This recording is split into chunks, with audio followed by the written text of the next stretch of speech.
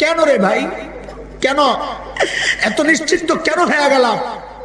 কে আমাকে গ্যারান্টি দিছে যে আমাদের মৃত্যু যন্ত্রণা হবে না? বলেন। আরে উমর তো গ্যারান্টি পাওয়া মানুষ। আমাকে আপনাকে কে গ্যারান্টি দিছে যে আমাদের কবরের আযাব হবে না? আমাকে আপনাকে কে গ্যারান্টি দিছে যে আমরা জান্নাত পেয়ে যাব? ওমর তো গ্যারান্টি পাওয়া মানুষ, তারপরও এইরকম চিন্তা। আবু বকর গ্যারান্টি পাওয়া মানুষ, তারপরও এত চিন্তা। অথচ আমাদের দিকে তাকাইলে মনে হয় যে কত পরে মারা যাব, মৃত্যু এখনো অনেক দূরে। আরে দোস্ত, এমনও তো হইতে পারে এই মজলিসে এমন মানুষও আছে যার কাফনের কাপড় দোকানে চলে আসছে।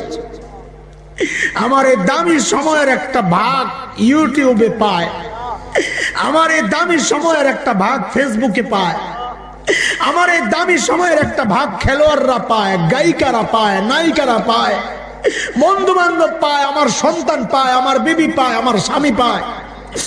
আমার এই দামি সময়ের টাইম দুনিয়ার সবাই পায়। পায় না শুধু আমার মা, পায় না শুধু আমার রব। হাজারো বুঝাবেন, সে উল্টা বুঝবে। আপনি বলতে চাইবেন যে ভাই লাউ কদু কোনো পার্থক্য নাই, সে বলবে তোর হাত ভাঙ্গা ফেলবো, এটার মধ্যে পার্থক্য আছে। আপনি বলবেন লাউ আর কদুর মধ্যে কোনো পার্থক্য নাই, সে বলবে ঘাড় মটকায়া দিব, ওটার মধ্যে পার্থক্য আছে। আসলে ওই দিন বুঝার মতো মানসিকতা নাই। আল্লাহ দিন শক্ত করে রাখছে, বুঝানো যায় না। মাথার মধ্যে গন্ডগোল গন্ডগোল, উল্টাটা বুঝে। আমগরে তো তুমি ইবাদতের সিজনে পাঠাও নাই, নবী যুগে তো পাঠাও নাই, পাঠাইছো তো অফ সিজনে।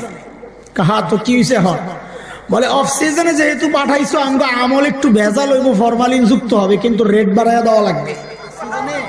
শেষ জমানায় আমগো আমলগুলো একটু ভেজাল হইব, একটু ফরমালিন থাকবে আমলে। এরকম স্পেশাল খালেস সাহাবীদের মতো আমল তো আমাদের হবে না।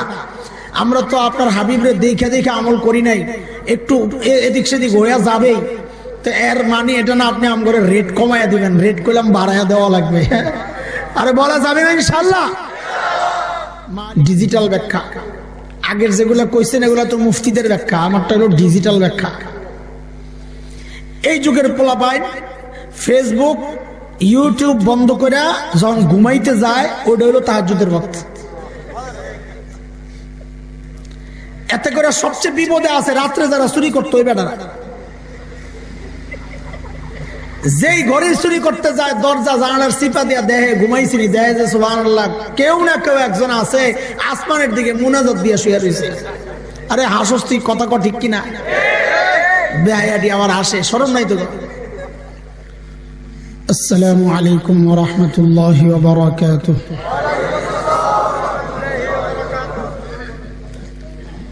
سبحانك لا علم لنا إلا ما علمتنا إنك أنت العليم الحكيم. رب اشرح لي صدري ويسر لي أمري واحلل من لساني. الحمد لله، الحمد لله وكفى وسلام على عباده الذين اصطفى.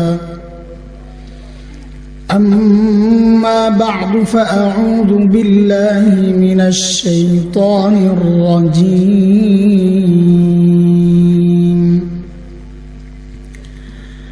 بسم الله الرحمن الرحيم. يا أيها الذين آمنوا اتقوا الله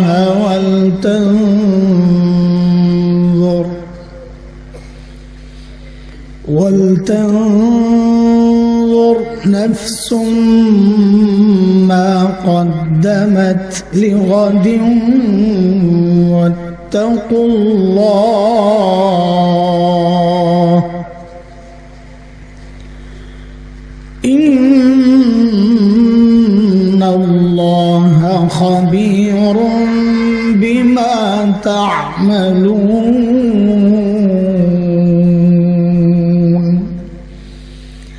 آمنت بالله صدق الله العلي العظيم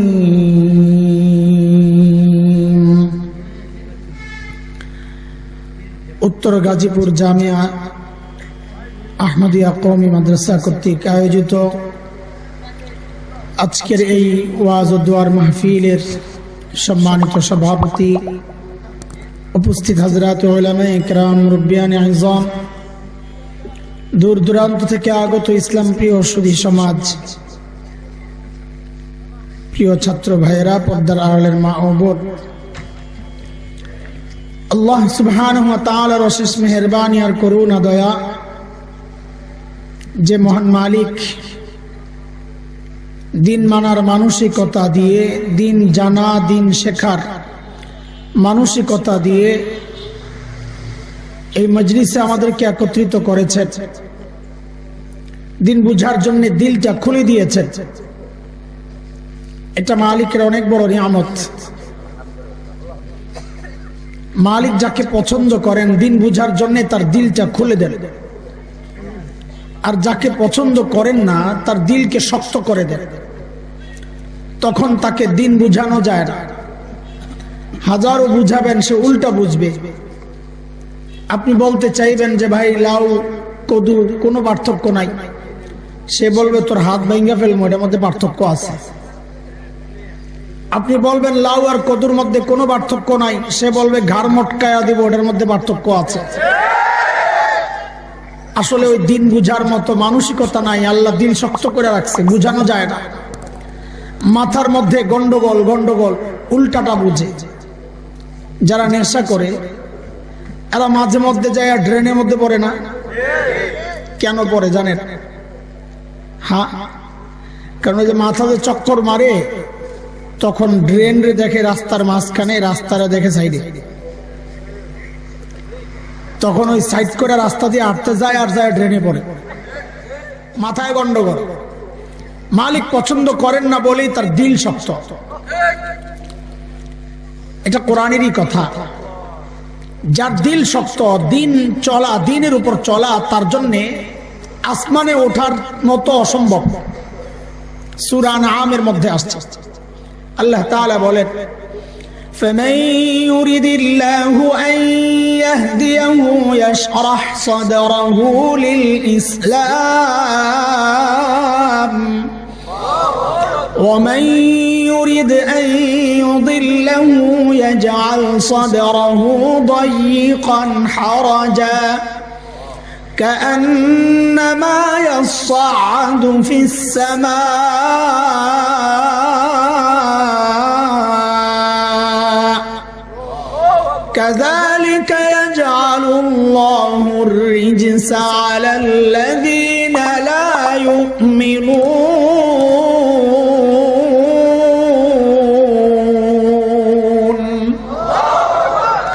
এই আয়াতের মধ্যে রব্বে কারীম এই কথাগুলোই বলেছেন। মুহতারাম হাজরিন, যে মহান মালিক এই নিয়ামতে আমাদেরকে ধন্য করে এই মজলিসে একত্রিত করেছেন, ওই মালিকের শুকরিয়া আদায় করি। জবান খুলে, প্রাণ খুলে কালিমাতুশ শুকর উচ্চারণ করি, আলহামদুলিল্লাহ। সময় তো অনেক গড়িয়েছে, অনেক রাত। শীতের রাতে 11টা অনেক রাত। যেখানে 5:30টার আগেই সন্ধ্যা হয়, সেখানে 11টা মানে অনেক রাত। এতক্ষণ এক ঘুম দিয়া ওঠার কথা। এতক্ষণ বসে আছেন দিনের মহব্বতের কারণে। কার কারণে? হাদিসে আসছে হাসরের মাঠে আল্লাহ ডাকতে থাকবেন, আইনাল মুতাহাব্বানি ফিল্লাহ, একজন আরেকজনকে আল্লাহর জন্য ভালোবাসছে, এরা কই রে? এদেরকে খুঁজে বের কর। এই যে মহব্বতের জন্য বসে আছে, আল্লাহ তাআলা আমাকে আপনাকেও ভালোবাসার ওয়াদা করেছেন। ওয়াজাবাত মুহাব্বতি লিল মুতাহাব্বিনা ফিয়া। দ্বীনের জন্য একজন আরেকজনকে মহব্বত করলে আল্লাহ বলেন তাদেরকে মহব্বত করা আমি আল্লাহর জন্য জরুরি হয়ে যায়।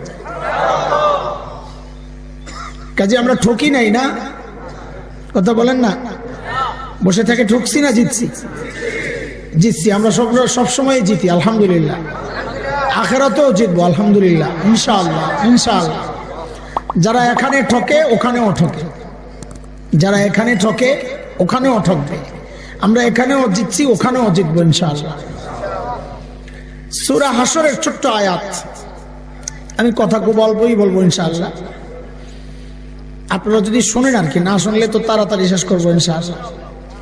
আর যদি দেখেন ঘুমাইতেছে, আমি যদি দেখি আপনারা ঘুমান, একটা দুইটা ওঠার চেষ্টা চলতেছে, মাহফিল ওঠি হইলে আমি জানছি আমার জান শেষ, আমার আর বয়ান বেরোয় না, তাড়াতাড়ি শেষ করে দিই, যাওয়ার আগে আমি যাই। আমি 2:30 পর্যন্ত বয়ান করলো, আমার দিল চায় যে সবাই বসে বসে শুনুক, উঠে গেলেই আমি শেষ। তো এই জন্য আজকে সারা রাতের নিয়ত করেন আল্লাহ ভরসা,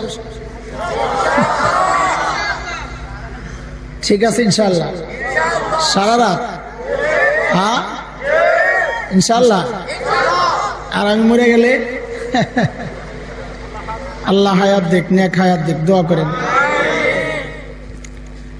যে আয়াতে কারিমা তিলাওয়াত করেছি, এই আয়াতে আল্লাহ তাআলা আমাকে আপনাকে বড় মায়া করে ডাক দিতেছেন, ইয়া আইয়ুহাল্লাযীনা আমানু, ও ঈমানদার।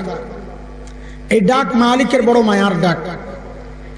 হযরত মুফতি শফি রহমাতুল্লাহি আলাইহি বলেছেন, আল্লাহ কোরআন আল কারীমের মধ্যে বান্দাকে দুই ভাবে ডেকেছেন, এক ইয়া আইয়ুহাল্লাযীনা আমানু, ও ঈমানদার, আর এক হচ্ছে ইয়া আইয়ুহান নাস, ও মানুষ।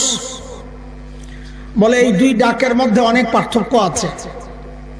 কি পার্থক্য? বলে বাবা তার সন্তানকে ডাকার ক্ষেত্রেও এই পার্থক্যগুলো করে। বাবা সন্তানকে কখনো নাম ধরে ডাক দেয়, আব্দুল্লাহ, তো সন্তান বুঝে বাবা হয়তো রেগে আছে।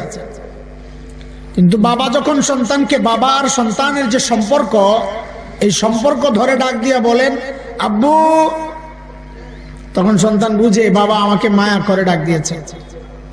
ঠিক আল্লাহ তাআলা বান্দাকে যখন ডাক দেন ইয়া আইয়ুহান নাস, ও মানুষ, তখন বুঝে নেওয়া যে আল্লাহ তাআলা হয়তো রেগে আছে।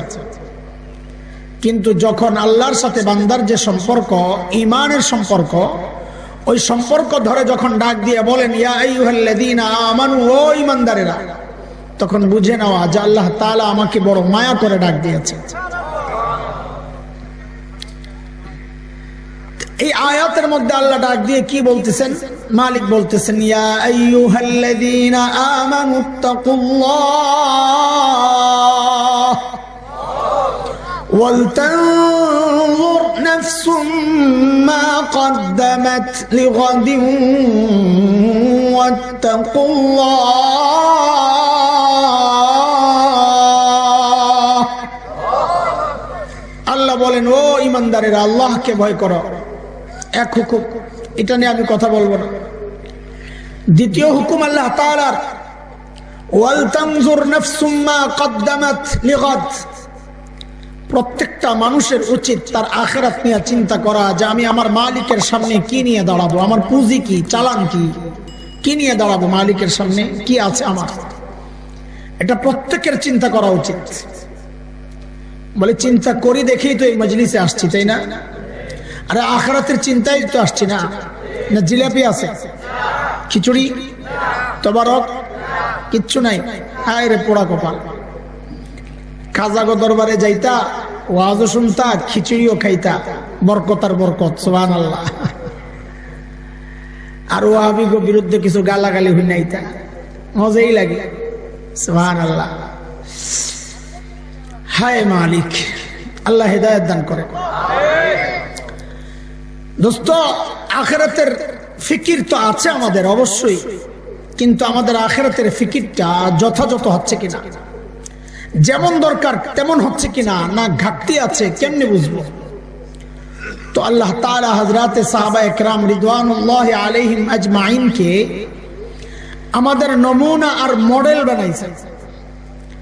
তুমি তোমার ঈমানকে সাহাবীদের ঈমানের সাথে মিলায়া দেখো, যদি মিলে যায় তো ওই ঈমান ঠিক আছে, নাইলে ঘাটতি আছে, ঝামেলা আছে, ঠিক করে নাও। কার কথা বলেন? মালিক বলতেছেন, فَإِنْ آمَنُوا بِمِثْلِ مَا آمَنْتُمْ بِهِ فَقَدِ اهْتَدَوْا وَإِنْ تَوَلَّوْا فَإِنَّمَا هُمْ فِي شِقَاقٍ।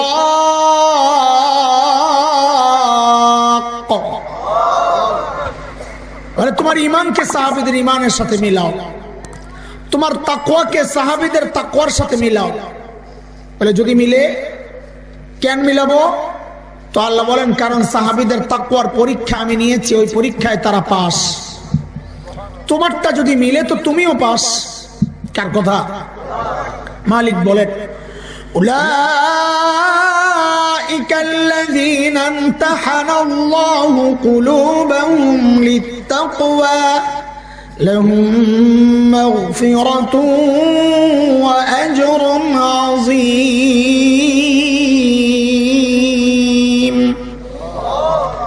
সূরা তাওবার মধ্যে আল্লাহ তাআলা আরো স্পষ্ট করে একদম ক্লিয়ার করে বলেছেন। মালিক বলেন والسابقون الأولون من المهاجرين والأنصار والذين اتبعوهم بإحسان رضي الله عنهم ورضوا عنه وأعد لهم جنات تجري تحتها الأنهار خالدين فيها أبدا ذلك الفوز العظيم। এই আয়াতের মধ্যে আল্লাহ তাআলা বলছেন আমি সাহাবীদের উপর রাজি, তারা যেমন আমার উপর রাজি ছিল, তাদের জন্য আমি জান্নাত তৈরি করে রাখছি। তো আল্লাহ আমাদের কি হবে? তো আল্লাহ এই আয়াতের মধ্যে ছোট্ট করে বলছেন ওয়াল্লাযীনা তাবাউহুম বিইহসান, যার ঈমান সাহাবীদের ঈমানের সাথে মিলে যাবে, যার আমল সাহাবীদের আমলের সাথে মিলে যাবে, আল্লাহ বলেন বান্দা তোমার জন্যও আমি জান্নাত তৈরি করে রাখব। দোস্ত, দিল থেকে একটা কথা বলি, এখন আযানের আগে আপনি দুরূদ শরীফ পড়বেন কি পড়বেন না এটা আপনার ব্যাপার। তবে আলেম হিসাবে আমাদের অনুরোধ, আপনি আপনার এই আমলকে সাহাবীদের আমলের সাথে একটু মিলাইয়া দেখেন না। যদি মিলে যায় তো করেন, না মিললে ছেড়ে দেন। আপনি দুরূদ শরীফ বসে পড়বেন না দাঁড়ায়া, শুয়ে পড়বেন না লাফায়া, আপনার ব্যাপার। জিলাপি আপনার, প্রোগ্রাম আপনার, আমি কে বলা। তবে আলেম হিসাবে একটু অনুরোধ তো রাখতে পারি যে দোস্ত আপনার দুরূদ পড়ার এই স্টাইলটাকে সাহাবীদের সাথে একটু মিলাইয়া দেখেন। যদি মিলে যায়, এটা তো ওয়াহাবীদের কথা না, বড়ুয়া মাদ্রাসার ফতুয়া না। আমি আপনারই ছেড়ে দিছি যে আপনিই ফতুয়া দেন, আমার দরকার নাই। আপনি শুধু আপনার এই আমলকে সাহাবীদের আমলের সাথে মিলাইয়া দেখেন। যদি মিলে যায় তা আপনি একা পড়বেন কেন, আমিও পড়বো। আর যদি না মিলে যায় আপনি ছেড়ে দেন। কথাকার? আর এই কথাকার না আমি বানায়া বলতেছি? আল্লাহ বলছেন ওয়াল্লাযীনা তাবাউহুম বিইহসান, সাহাবীদের সাথে মিলাও, সাহাবীদের সাথে মিলাও। চলেন সাহাবীদের সাথে আমাদের আমলকে একটু মিলাইয়া দেখি যে পার্থক্য কতটুকু। শুনেন, হুবহু মিলবে না, এটাও মাথায় রেখে। হুবহু মিললে আল্লাহ তাআলা আমাকে আপনাকে ওই যুগেই পাঠাইতেন। সাহাবীদের আমলের সাথে আমাদের আমল হুবহু মিলবে না। তবে একটা খুশির খবর আছে আমাদের জন্য, শুনবেন আপনারা? শুনবেন? খুশির খবর হইল এখন টমেটো কত কেজি, এই এখন না কয়দিন আগে, 2 মাস আগে কত কেজি আছিল? কত? 100 বা একটু বেশি। আচ্ছা 100ই ধরেন। আচ্ছা বলেন তো এই টমেটোটা ফ্রেশ না ভেজা? ফরমালিন দেওয়া ছিল, তাই না? তাও 100 টাকা কিনা খেলেন এই ভেজালটা। আচ্ছা আপনাকে এই সাইডে হয় কিনা আমার জানা নাই, কিন্তু ওই বিশ্ব রোডের ওই 2 পাশে বিশাল এলাকায় টমেটোর চাষ হয়। তো যখন ফুল সিজন, আমরা যখন যাই হাইওয়ে দিয়ে কোথাও, তো দেখি কৃষকরা রাস্তার 2 ধারে বড় বড় টুকরি খাড়ি আর ওই যে কার্টনের মধ্যে টমেটো স্তূপ দিয়ে দাঁড়ায় থাকে রাস্তার পাশে। তো মাঝে মধ্যে যাইয়া জিজ্ঞেস করি, ও চাচা কেজি কত? তো মাঝে মধ্যে তাদের জবাবটা এমন আসে, যত দেন তত। কেজি কত? এটার মানি বুঝছে? এটার মানি হইলো কোন রকম নিয়ে আমার বাঁচান, বড় বিপদে আছে। তো মাঝে মধ্যে আমরা স্তূপ ধরে নিয়ে যাই।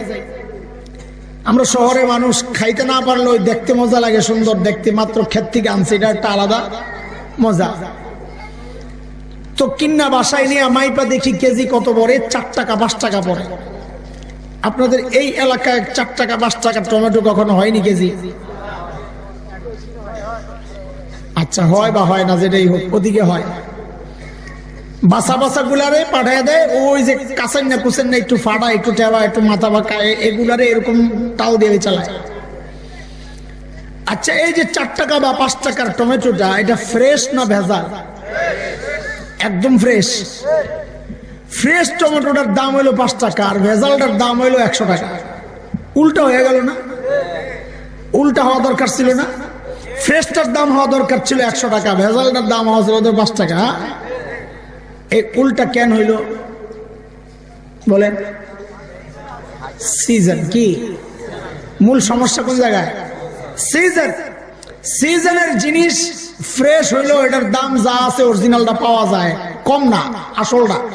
এটাই আসল রেট। অফ সিজনের জিনিস ভেজাল, কিন্তু রেট কি? কথা বলেন।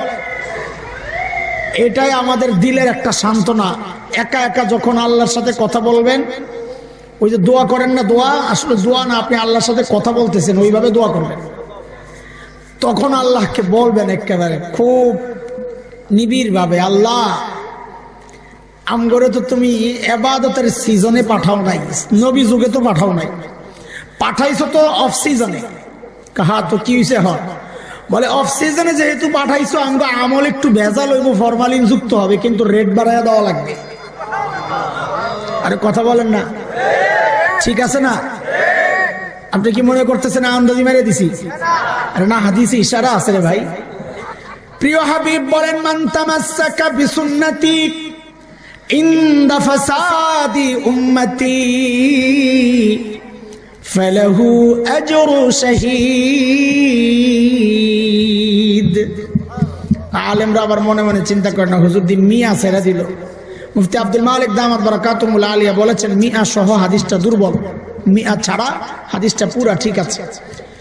নবী বলেন, যে ব্যক্তি ফাসাদের জমানায়, শেষ জমানায় সুন্নতকে আঁকড়ে ধরবে, আল্লাহ তাআলা তাকে শাহাদাতের মর্যাদা দান করবে। আচ্ছা বলেন তো, এই কথাটা নবী সাহাবীদেরকে বলছেন?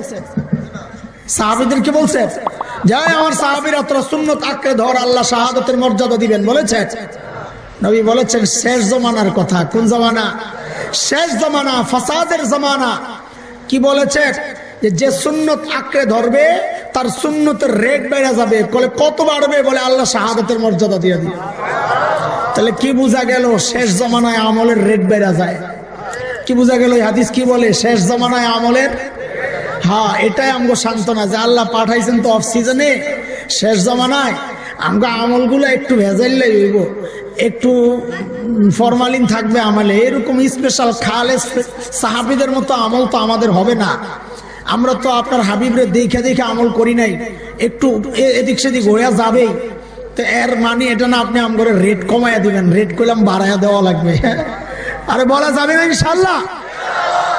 মালিকের জিম্মে ধইরা আদায় করা যায়। আরে শয়তান কাম ছেড়ে লেছে, শয়তান আল্লাহর থেকে দাবি আদায় করছে, রব্বি আনজিরনি ইলা ইয়াউমি ইউবাসুন, আল্লাহ আমারে কিয়ামত পর্যন্ত চান্স দেওয়া লাগবে। দিছেনি আল্লাহ? তো শয়তান যদি তার মনের কথা, তার ইচ্ছা আল্লাহর কাছ থেকে আদায় করতে পারে, আমি আর আপনি কি শয়তানের চেয়েও খারাপ? আমরা তো ঈমানওয়ালা, আল্লাহর বড় দামি বান্দা, আলহামদুলিল্লাহ আদায় করে নিব ইনশাআল্লাহ আল্লাহর কাছ থেকে, ইনশাআল্লাহ। চলেন হযরতে সাহাবায়ে কেরামের আখিরাতের প্রস্তুতির ধরনটা কেমন ছিল একটু শুনি, নিজেদের আমলের সাথে মিলায়া দেখি। আগেই বলেছি হুবহু হবে না, তবে মৌলিক একটা পার্থক্য আগে শোনাই, তারপরে তবেটা শোনেন। সাহাবীদের আমলের সাথে আমাদের মৌলিক তফাৎটা কোন জায়গায়? আজকালকার বাচ্চারা খেলাধুলা করে, লেখাপড়াও করে। আমরা লেখাপড়াও করেছি, খেলাধুলাও করেছি, করি নাই? আমি হুজুররা করে নাই?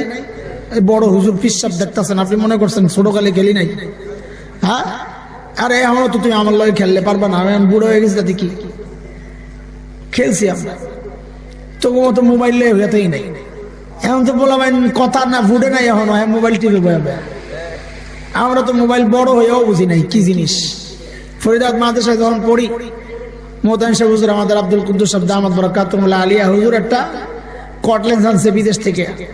হায় রে, কতজন যে দরজা চিপা দিয়ে দেখতে গেছি রে, কি জিনিস রে। আমরা তো ওই যুগের মানুষ। তো খেলাধুলাও করছি, লেখাপড়াও করছি, বরাবর ক্লাসে 1 নাম্বার ছিলাম। এই যুগের পোলাপান খেলাধুলাও করে, লেখাপড়াও করে। পার্থক্য কোন জায়গায়? পার্থক্য হচ্ছে আমরা লেখাপড়ার ফাঁকে ফাঁকে খেলাধুলা করছি, আর এই যুগের পোলাপান খেলাধুলার ফাঁকে ফাঁকে লেখাপড়া করে। কথা ঠিক আছে? ঠিক সাহাবীদের সাথেও আমাদের পার্থক্যর মূল পয়েন্ট এই জায়গায়। আমরা সাহাবীরা দুনিয়ার কাজও করছেন, আখিরাতের কাজও করছেন। কৃষি কাজ করেন নাই সাহাবীরা? বকরি চড়ান নাই? চড়াইছেন। ব্যবসা করেন নাই? করেছেন।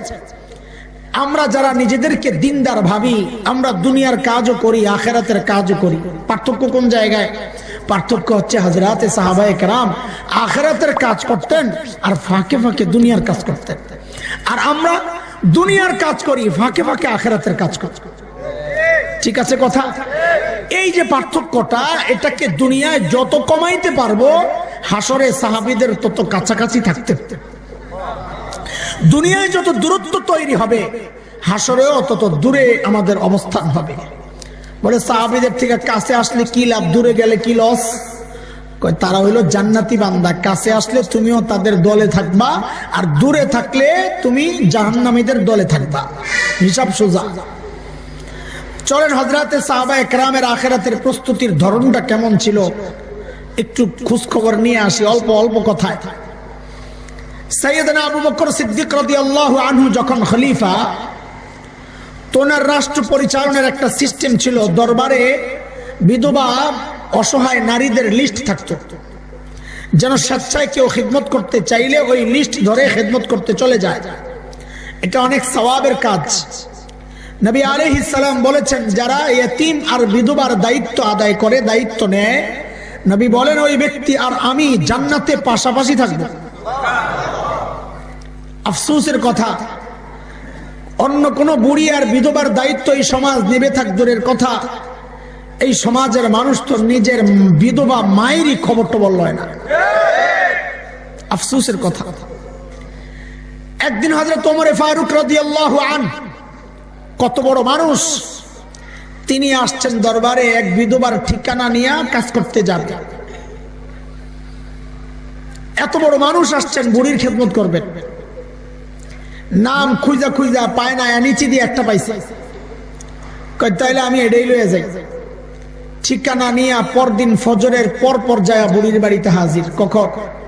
আরে কথা বলেন, কখন? কেন জিজ্ঞেস করতেছি? সাহাবায়ে কেরাম দিনের কাজ শুরু করতেন ফজরের পর। কারণ নবী আলাইহিস সালাম যারা সকালে কাজ করেন তাদের জন্য বরকতের দোয়া করছেন। শেখ ইবনুল কাইয়িম রাহমাতুল্লাহি আলাইহি, জগৎ বিখ্যাত আলিম, তার বিখ্যাত কিতাব জাদুল মাআদের মধ্যে আসছে, তিনি লিখেছেন, যে ব্যক্তি সকালে ঘুমায় তার ঘর থেকে কোনোদিন অভাব দূর হবে না। এবার নাক ডেকে ইচ্ছা মতন ঘুমান যান। শীতকালে তো আরো বেশি। কম্বল আমারে ছাড়ে না, আমি ছাড়তে চাইলে কি হবে? কম্বল আমারে ছাড়ে না। পরদিন সকাল সাইয়েদনা ওমর ইবনুল খাত্তাব রাদিয়াল্লাহু তাআলা আনহু বুড়ির বাড়ির দরজায় নক করে ডাক দিয়ে বলেন, মারে, আপনার ঘরের কাজগুলো করার জন্য আমি ওমর ইবনুল খাত্তাব হাজির। বুড়ি ভেতর থেকে জবাব দেন, বাবারে, প্রতিদিন যে আল্লাহর বান্দা আমার ঘরের কাজগুলো করেন, তিনি ইতিমধ্যেই কাজ করে চলে গেছেন। কখন?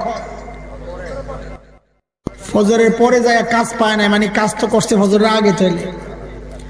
হযরত ওমর চিন্তা করলেন, তাইলে আমাকে আরো আগে আসা লাগবে। ওই চিন্তায় হযরত ওমর পরদিন ফজরের আজানের ওয়াক্তে বুড়ির বাড়ির দরজায় নক করে বলে, মারে, আপনার ঘরের কাজগুলো করার জন্য আমি ওমর ইবনুল খাত্তাব হাজির। বুড়ি আজকেও জবাব দিচ্ছেন, বাবারে, প্রতিদিন যে আল্লাহর বান্দা আমার ঘরের কাজগুলো করেন, তিনি ইতিমধ্যে ওই কাজ করে চলে গেছেন। হযরত ওমর চিন্তা করলেন, তাইলে আমাকে আরো আগে আসা লাগবে।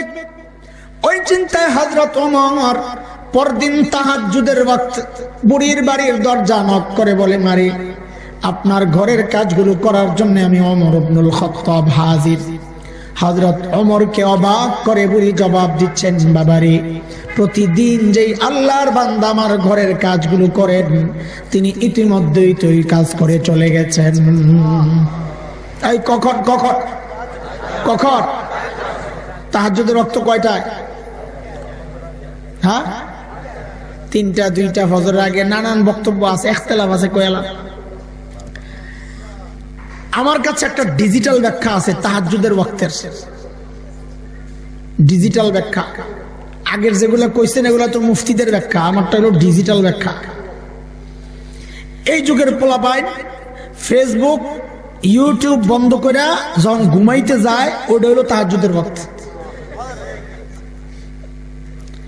এতে করে সবচেয়ে বিপদে আছে রাত্রে যারা চুরি করতো ওই বেটারা। যেই ঘরে চুরি করতে যায় দরজা জানালার চিপা দিয়া দেহে ঘুমাইছিনি, দেহে যে সুবহানাল্লাহ কেউ না কেউ একজন আছে আসমানের দিকে মুনাজাত দিয়ে শুয়ে রয়েছে। আরে হাসস তুই, কথা কর ঠিক কিনা? বেহায়াটি আবার হাসে, শরম নাই তো? আকাম করে আবার আসে, গজব আইব না কেন? তো যে আল্লাহ ডাকা শুরু করেন, এই কে কে গুনাহ করছস রে সারাদিন, আয় আয় আয় আমি মাফ করতে আইছি, ওই টাইমে আল্লাহ আপনি ডাকতে থাকেন, আমি ঘুমাইতে যাই। কত বড় অসভ্য মানুষ! আহা, এইবার যাই হযরত ওমরের টনক নড়ছে, কিরে এত রাত্রে কে এই বুড়ির খেদমত করে? আমার কাজের দরকার নাই, আগে বুজুর্গ বাইর করা লাগবে। কে এই বান্দা? পরদিন এশার নামাজের পর পর সাইয়েদনা ওমর ইবনুল খাত্তাব রাদিয়াল্লাহু তাআলা আনহু বুড়ির বাড়ির সামনে এক ঝোপের আড়ালে চুপচাপ বসে আছেন। দেখবেন কে এত রাতে কাজ করার জন্য আসে। হযরত ওমর লক্ষ্য করলেন এক আল্লাহর বান্দা চোরের মতো পা টিপে টিপে বুড়ির বাড়ির দিকে আগাইতেছে। ওমরও রেডি, আসেন দেখি কে আপনি। যেই না কাছাকাছি আসছেন ওমর দাঁড়ায় গেছে, কে আপনি? নারান্তা। বাপরে, হযরত ওমরের যে আওয়াজ! রাতও গভীর, মানুষটাও একা। আমার সামনে এরকম হঠাৎ কেউ যদি বলতো, আমরা ভাই শহরে বড় হয়েছি, আপনাকে হালত তো আমার জানা নাই, আমারটা আমি বলতেছি, আমার সামনে এরকম যদি কেউ এরকম দাঁড়ায় যেত, আমি সাথে সাথে কাপড় নষ্ট করে ফেলাইতাম। হযরত ওমরের আওয়াজে ওই ব্যক্তি ভয় পাবেন থাক দূরের কথা, উল্টা হযরত ওমর যাকে দেখছেন নিজেই চমকায় গেছেন। দেখেন যে হায় আল্লাহ, আর কেউ না, ইনি তো খলিফাতুল মুসলিমিন আবু বকর সিদ্দিক রাদিয়াল্লাহু তাআলা। ওমর তো অবাক হয়ে গেছেন, আবু বকর আপনি কে? পায়ের দিকে তাকায় দেখে জুতা নাই, খালি পায়ে। ওমর আবু বকরকে বড় মহব্বত করতেন, এই জন্য ধরছেন শক্ত মতো। জুতা ছাড়াইছেন কেন সুফি সাহেব? জুতা কই আপনার? তো আবু বকর জবাব দেন, ওমর, ইসলামী শাসন ব্যবস্থার সৌন্দর্য। আবু বকর জবাব দেন, ওমর, জুতা পরলে চটচট আওয়াজ হয়, যদি মানুষের ঘুম নষ্ট হয়ে যায়। মুহতারাম হাজরিন, হযরত আবু বকরকে এবার ওমর ধরছেন। আবু বকর, এত রাতে আপনি কেন আসছেন ভাই? আমরা কি নাই? সারাদিন প্রশাসনিক কাজে ব্যস্ত থাকেন, এই ছোটখাটো কাজগুলো আমাদেরকে দিলে হয় না? আপনি কেন আসছেন? সাইয়েদনা আবু বকর কি জবাব দিছেন, জবাবটা এখন শোনাবো না। ওই জবাবটাই বয়ান আমার, এই অল্প কথা, কিন্তু জবাবটা এখন শোনাবো না। কেন? কারণ জবাবটার ওজন কত এটা বুঝতে হলে আগে আবু বকরের ওজন কত এটা বুঝতে হবে। কারণ ব্যক্তির ওজনের উপর কথার ওজন ওঠানামা করে। রাস্তায় এক ভিক্ষুকের সাথে সাক্ষাৎ, আপনাকে দেখেই বলে, এই কালকে একটু দেখা করো, তোমারে খুশি করে দিব। তো আপনি মনে মনে হাসবেন, নিজে ভিক্ষা করে খায়, আবার আমারে বলে খুশি করে। কিন্তু একই কথা যদি এলাকার এমপি সাহেব আপনাকে বলেন, এই কালকে একটু দেখা করো, তোমারে খুশি করে দিব, তখনও কি মনে মনে হাসবেন না আশাবাদী হবেন? দেখেন কারবার, কথা তো একটাই, কথা তো একটাই, অথচ এমপি সাহেব বলার কারণে আপনার মনের চিন্তাটা পাল্টায় গেছে। কেন? ওই যে ব্যক্তির ওজন বেড়ে গেছে, তো কথারও ওজন বেড়ে গেছে। সাইয়েদনা আবু বকরের কথাটার ওজন কত এটা বুঝতে হলে আগে আবু বকরের ওজন একটু বুঝা লাগবে। আবু বকর কত বড় মানুষ, আল্লাহু আকবার। একদিন হযরত ওমর আসছেন, এসে আবু বকরকে বলতেছেন, দোস্ত আপনার সাথে একটা লেনদেন করতে চাই, লেনদেন। তা আবু বকর বলে, কি লেনদেন করবেন আপনি? তো হযরত ওমর বলেন, আবু বকর, আমার সারা জিন্দেগীর যত আমল আছে সব আমল আপনারে দিয়ে দিতে চাই, লন।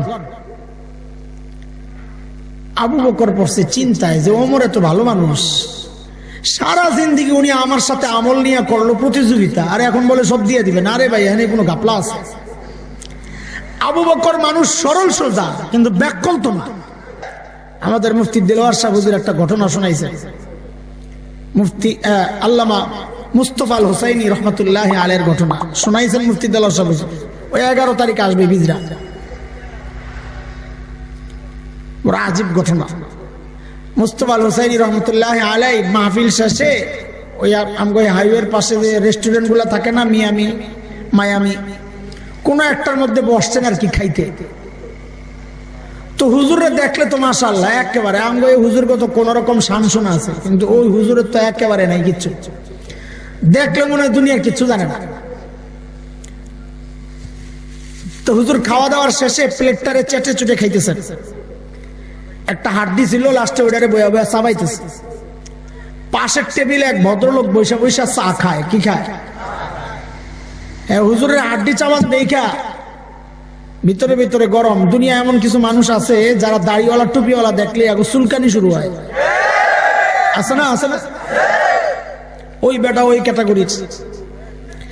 যেই না দেখছে হুজুর হাড্ডি চাবাইতেছে আর ভিতরে একটু গরম হয়েছে, হুজুরে যাই একটু সাইজ করে আই। তো চায়ের কাপটা হাতে লইয়া হুজুরের টেবিলের সামনে দাঁড়ায় বলে, এক্সকিউজ মি। হুজুর বলে, ইয়েস বলেন। বলে, একটা কথা জিজ্ঞেস করতে চাই। বলে, করেন। বলে, আচ্ছা হুজুর, আপনাদের এলাকায় কুকুরে কি খায়? ওই যে হুজুর যে হাড্ডি চাবাইতেছে, হুজুরের কুত্তার সাথে তুলনা করে, হুজুর আপনার এলাকায় কুকুরে কি খায়? মনে করছে এই কথা জিজ্ঞেস করলে হুজুর সোয়ের বাণী নায়ের বাণী একাকার করে আমরা কানতে কানতে বেহুশ হয়ে যাবো, কিন্তু হয়তো টের পায় না যে ভীমরুলের ভাষা হাত দিছে। যে না জিজ্ঞেস করছে চায়ের কাপটা হাতে লইয়া, হুজুর আপনার এলাকায় কুত্তায় কি খায়? হুজুর এর দিকে না তাকায় হাড্ডি চাবায় আর আস্তে করে কয়, আমগো এলাকায় কুত্তায় চা খায়।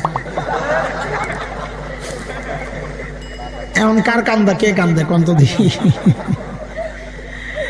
মৌলভীর ব্যাককল মনে করবা তো তুমি আস্থা ব্যাককল, কথা কন ঠিক কিনা? আমাদের কাসেম নানুতুবি রহমতুল্লাহ আলাই নাম শুনছ? ঘোড়ার দিন জানো। দারুল উলুম দেওবন্দের অন্যতম প্রতিষ্ঠাতা, ইংরেজ বিরোধী আন্দোলনের অন্যতম সিপাহসালার, যার কথায় গোটা ভারতবর্ষের কেবল মুসলমান না, স্বাধীনতাকামী হিন্দুরাও উঠে বসে। কাসেম নানুতুবি রহমতুল্লাহ আলাই ছাত্তা মসজিদে থাকেন। দারুল উলুম দেওবন্দের পাশে একটা ছোট্ট মসজিদ, ছাত্তা মসজিদ নাম। ইংরেজরা টের পাইছে হযরত ওই মসজিদের ভিতরে গ্রেফতার করবে সিদ্ধান্ত, তো চারদিক থেকে ঘেরাও করছে। হযরত ভিতরে একটা গেঞ্জি গায়ে দেওয়া আর একটা লুঙ্গি পরা, মসজিদ ঝাড়ু দেয়, সাদা সিধা মানুষ মসজিদ ঝাড়ু দেয়। ইংরেজরা ভিতরে ঢুকছে, ঢুকে হযরতকে দেখে তো আর চিনে না, মনে করছে এটা তো কাসেম নানুতুবি না। এরা মনে করছে এত বড় নেতা, পেটটা তো আমগো দেওয়ানবাগী হুজুরের মতন হওয়া দরকার। আজকালকার মানুষ তো পেট যত বড় মনে করে বড় বিশ্বাস, টুপি যত উঁচা মনে করে বড় মুফাসসির। আরে কথা কথা। তো যাই কাসেম নানুতুবি কি জিজ্ঞেস করতেছে, এই কাসেম নানুতুবি কাহা है? এই কাসেম নানুতুবি কই? हम কাসেম নানুতুবি বলছে ভারী মুসিবতে। এখন যদি বলে মাই হুঁ, আমি কাসেম নানুতুবি, তাই তো ধরা পড়ে। আর যদি বলে পাতা নেই, আমি জানি না, তো মিথ্যা কথা হয়। কাসেম নানুতুবি উপস্থিত জবাব দেওয়ার ক্ষেত্রে অতুলনীয় ব্যক্তিত্ব ছিলেন। একবার এক হিন্দু পণ্ডিতের সাথে মুনাজারা, বহস কোন এক বিষয় নিয়ে, তো খাইতে বসছেন মুনাজারার আগে দিয়া। হিন্দুর মুশরিকরা তো অনেক খায়, হাদিসের কথা, আল মুমিন ইয়াকুলু ফি মিআন ওয়াহিদ, মুমিনরা এক হাতে খায়, অল্প খায় মুমিনরা, কাফেররা বেশি খায়, ফি সাবাতি মা। তো হিন্দু তো অনেক খাইছে, কাসেম নানুতুবি তো অল্প খাইছে, বুজুর্গ মানুষ অরিষ্টুটু করে খায়। হিন্দু চিন্তা করছে বহসের আগে দিয়েই হুজুরের একটা সাইজ করে ফেলাই, মানসিক ভাবে একটু দুর্বল করে ফেলাই। তা বলে, মৌলভী সাহেব খানাই তো আমার সাথে পারলেন না, আপনি বহসে কেমনি জিতবেন? কাসেম নানু তো বড় আজিব মানুষ, হঠাৎ এমন জবাব দিতেন যে প্রতিপক্ষ লাজ হয়ে কি করল এটা। যেই না বললেন যে খানাই তো হাইরা গেলেন, বহসে কেমনি জিতবেন, তো কাসেম নানু তুমি বলে আস্তে করে, নরম মানুষ বলে ভাই খানা নিয়ে যদি প্রতিযোগিতা করতে হয় তো আমার সাথে না, তুমি যাই মহিষের সাথে করো। ওরা আজিব মানুষ ছিলেন কাসেম নানু। এগুলো উপর থেকে আসে, এগুলো উপর থেকে আসে। তো ইংরেজরা যায় কাসেম নানু তুমিকে জিজ্ঞেস করতেছে, আয় কাসেম নানু তুমি কাহা, কাসেম নানু তুমি কই, কাসেম নানু তুমি কি করছে, যে জায়গায় দাঁড়ায়া ছিলেন ওখান থেকে একটু সরছে, তো আগের জায়গাটা ফাঁকা হয়েছে না, খালি হয়েছে না, এমন একটা ভাব লইছেন যে কথাটা বুঝতে একটু দেরি হয়েছে। হ্যাঁ ক্যা, ও আচ্ছা কাসেম নানু তুমি, ও তো আবি ইহাঁ থে, উনি তো একটু আগে এখানেই ছিল। তো কথা তো মিশা না, একটু আগে তো এখানেই ছিল, একটু তো সরে গেছে, এখন তো জায়গা খালি। ইংরেজরা মনে করছে একটু আগে এখানে ছিল, এখন বুঝি পালায় গেছে। সাইয়েদনা আবু বকর মানুষ সরল সোজা, কিন্তু কিনা আবু বকরের ওয়ারিস মৌলবীরা মানুষ সরল সোজা, কিন্তু কিনা যেটা ব্যাককল মনে করে ওটা কি ডাবল ব্যাককল, কথা কয় না, শরম করে কইতে না, তো গুফরি পরে তোরা কি আলেম করে ব্যাককল মনে করস, তো কথা কস না। আমি তুই তুমি করলে মুরব্বীরা মনে করবে না আমারে কয় নাই, পোলা ব্যান্ডে কইছে, খামাকা কষ্ট লয়ে বয়ে থাকেন না। আমার পোলা ব্যান্ডে মহাব্বত কি বড় করো তুই তুমি করে কমো নাকি, এই যে গেরা গেরা পোলা ব্যান্ড আছে আমারে মহাব্বত করে, এগুলারে বলতেছি, এটা মহাব্বতের ভাষা এদের জন্য। তো মুরব্বীরা কবে না এই মুহূর্তে আমারে কয় নাই। সাইয়েদনা আবু বকর মানুষ সরল সোজা, কিন্তু কিনা ছোট্ট একটা ঘটনা শোনাই, শুনে শুনে। সূরা লাহাব যখন নাজিল হইছে, তো সূরা লাহাবের মধ্যে আবু লাহাবের বউ উম্মে জামিল বিনতে হারব ইবনে উমাইয়া এর কথাও আছে যে তোরও সাইজ করা হবে, জাহান্নামে আয় তুই। বেড়ি তো শুই না মহা খেপা, এমনি তো ছিল খুব উগ্র। মুফাসসিররা লেখেন রাস্তায় যখন উম্মে জামিল হাঁটতো তো দেখলে চিনা যাইতো না এটা বেড়া না বেড়ি, ওই শাহবাগের স্লোগান কন্যা আর কি, এটা একটারও দেখলে বুঝা যায় এটা বেড়া না বেড়ি। আরে কথা কস না তোরা। উম্মে জামিল হাতে পাথর একটা লইছে, নবীরে মারবে, হারামে ঢুকছে, মসজিদে হারামে। নবী আলাইহিস সালাম বসে বসে কোরআনে কারীমের তিলাওয়াত করতেছেন, সাইয়েদনা আবু বকর পাশে বসে বসে পাহারাদারি করতেছেন। আরে আবু বকর পাহারা দিয়ে যে কত মাইর খাইছে আবু বকর, আয় মালিক। সাইয়েদনা আবু বকর দেখছেন উম্মে জামিল আসতেছে, হাতে পাথর, মতিগতি ভালো না। আস্তে করে নবীর কানে কানে যায় বলতেছেন, ইয়া রাসূলুল্লাহ উম্মে জামিল তো আসতেছে, মতিগতি ভালো না। আল্লাহর হাবিব বলেন, আবু বকর আপনি ঘাবড়ায়েন না, উম্মে জামিল রে আসতে দেন, উম্মে জামিল আমাকে দেখবেই না, দেখবেই না, আসতে দেন। কেন? কারণ কোরআনের কথা, সূরা বনী ইসরাইল আয়াত 45, আল্লাহ তো জানাই দিয়েছেন, فإذا قرأت القرآن جعلنا بينك وبين الذين لا يؤمنون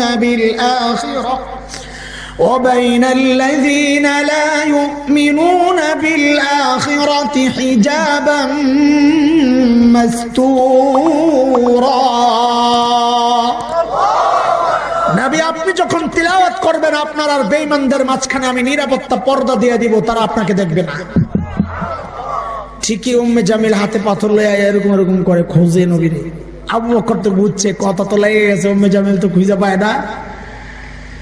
উম্মে জামিল না পায় আবু বকর ধরছে, ওই কাটমুল্লা তোর দোস্ত কই? কাটমুল্লা কইছে যা কইছে এটা জমানার ভাষা দিয়ে ব্যাখ্যা করলাম আর কি, ওই তোর দোস্ত কই? এখন সাইয়েদনা আবু বকর যদি বলেন লা আদরি আমি জানি না, তো মিথ্যা কথা হয়।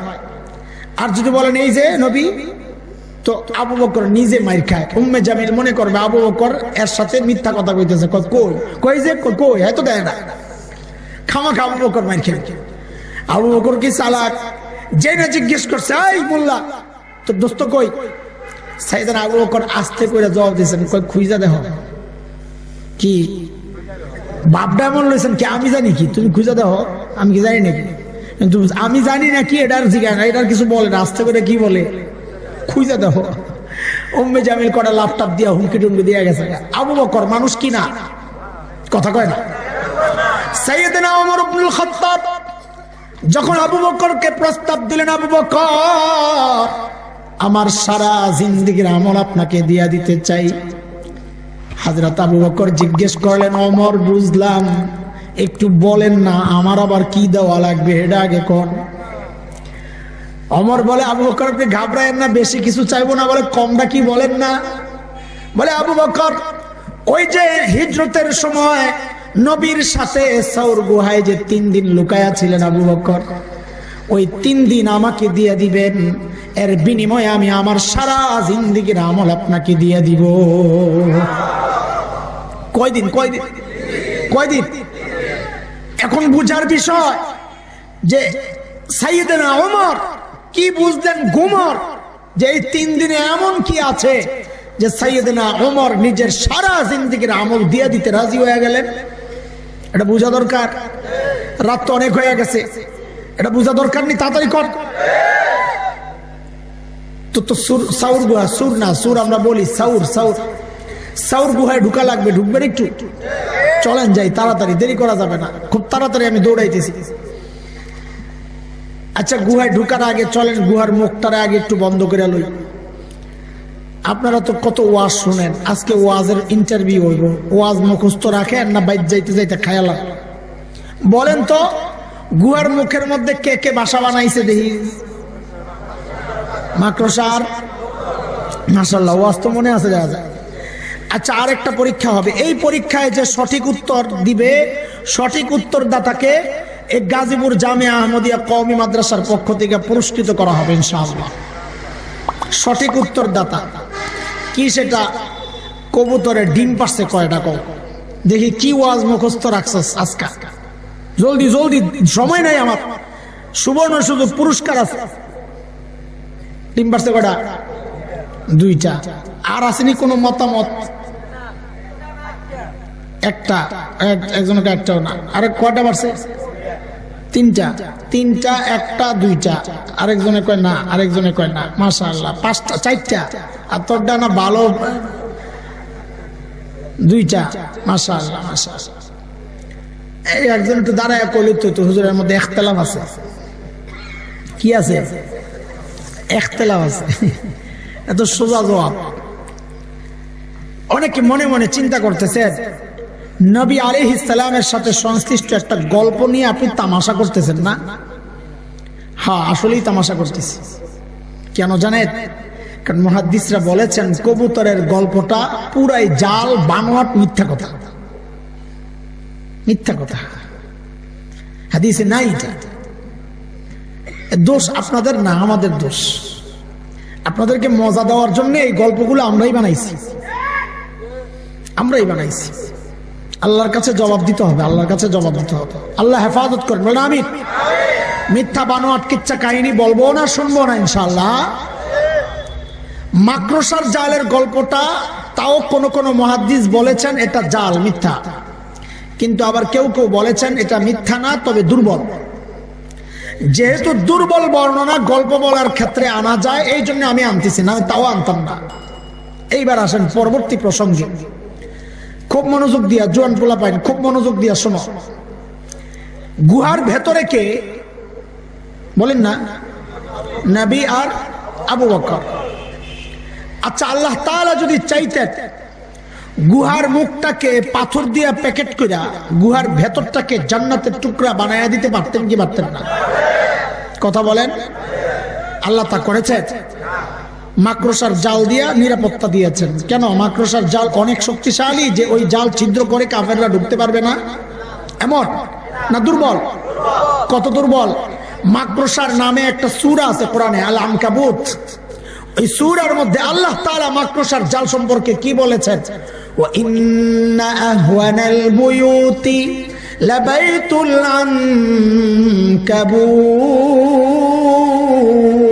আনকাবুত।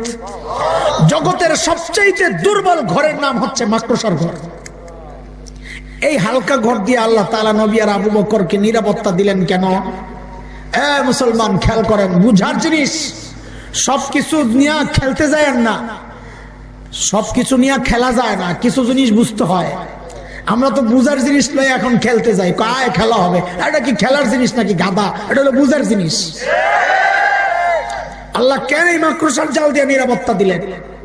আল্লাহ দুনিয়াবাসীকে দেখায়া দিচ্ছেন, আরে দুনিয়ার মানুষ দেখো, আমি যদি আমার দিনকে বাঁচাতে চাই তো আমার পারমাণবিক অস্ত্র লাগে না, লাখ লাখ সৈন্য লাগে না, ট্যাঙ্ক কামান লাগে না, যুদ্ধ বিমান লাগে না, সাবমেরিন লাগে না।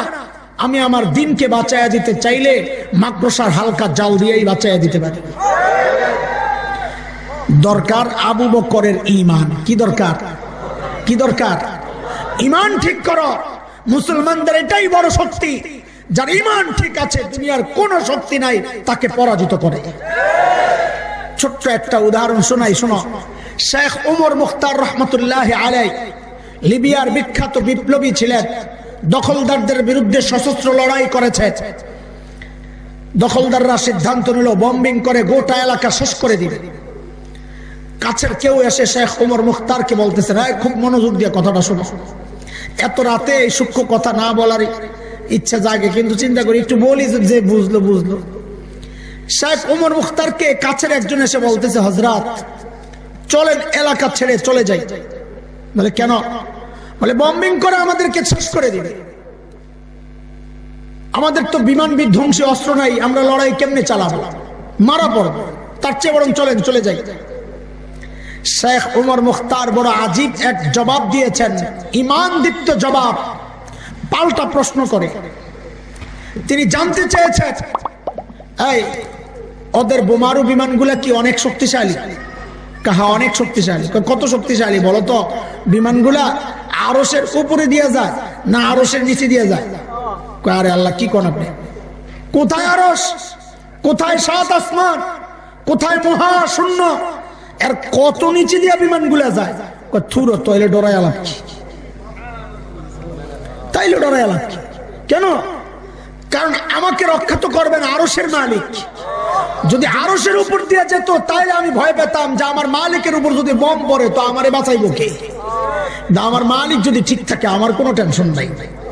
এর দোস্ত, তিনি মূলত সূরা আত-তাওবার শেষ আয়াতের তরজমা শুনাইছেন, যে আয়াতে আল্লাহ তাআলা প্রিয় হাবিব সাল্লাল্লাহু আলাইহি ওয়াসাল্লামকে এই কথা বলে সান্ত্বনা দিয়েছেন। মালিক বলেন, ফাইন তাওয়াল্লাউ ফাকুল হাসবিয়াল্লাহ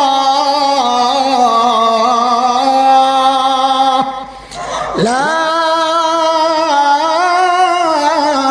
ইলাহা ইল্লাহু আলাইহি তাওয়াক্কালতু وهو رب العرش العظيم।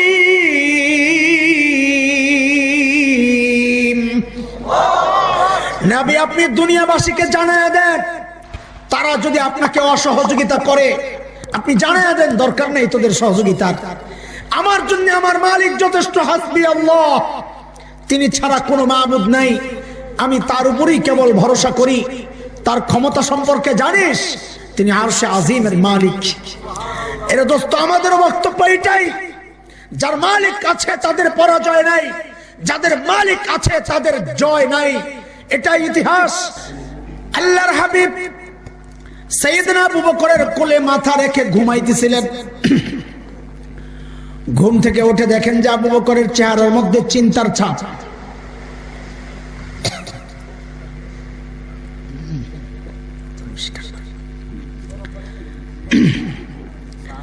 জিজ্ঞেস করলেন, আবু বকর চেহারা এত চিন্তার ছাপ কেন? টেনশন কিসের আপনার? হ্যাঁ আবু বকর, কিসের টেনশন? সাইয়েদনা আবু বকর জবাব দিচ্ছেন, ইয়া রাসূলুল্লাহ, ওই যে গুহার মুখের দিকে তাকায়া দেখেন, কাফেররা মুখের চারপাশে হাঁটতেছে, পাও দেখা যায়। বলে, লাউ আন্না আহাদাহুম ইয়ানজুরু ইলা কদামাই, তাদের যে কেউ একজন গুহার মুখের দিকে দরকার নাই, যদি নিজের পায়ের দিকেও তাকায় তো আমাদেরকে দেখে ফেলবে। আল্লাহর হাবিব সান্ত্বনা দিচ্ছেন, এই আবু বকর, আপনি কি ভেবেছেন? হ্যাঁ, আপনি কি ভেবেছেন? আপনি কি ভেবেছেন এই গুহার ভেতরে খালি আমি আর আপনি, আর আমাদের সাথে বুঝি কেউ নাই? হ্যাঁ, আমাদের সাথে কে আছে? আল্লাহ আছে। দোস্ত, নবীর সান্ত্বনার এই কথাটা আল্লাহর এত পছন্দ হয়েছে, আল্লাহ তাআলা কোরআন আল কারীমের সূরা আত-তাওবার একটা আয়াতের টুকরা বানায় নাজিল করে দিয়েছেন। মালিক বলেন, ইযহুমা ফিল গার إذ يقول لصاحبه لا تحزن إن الله معنا। দুইজন যখন গুহায়, একজন যখন তার সাহাবীকে বললেন, আহারে আলেম ওলামা কম, এই জন্য এই সমস্ত সূক্ষ্ম কথাগুলো টানতেছি না, অনেক কথা ছেড়ে ছেড়ে দিয়ে আসতেছি। এখানে একটা চমৎকার বিষয়, আল্লাহ বলতেছেন একজন যখন তার সাহাবীকে বললেন, মানে নবী যখন আবু বকরকে বললেন, কিন্তু আল্লাহ আবু বকরের নাম নেন নাই। আল্লাহ বলতেছেন ইয ইয়াকুলু লিসাহিবি, নবী যখন তার সাহাবীকে বললেন। মুফাসসিররা লেখেন, আরে দেখো দেখো কারবার দেখো, আল্লাহ তাআলা আবু বকর যে নবীর সাহাবী, এটা আল্লাহ স্বীকৃতি দিয়ে দিয়েছেন। গোমর এই জায়গায় না, গোমর তো পরে, ওমরের গোমর পরে আসতেছে।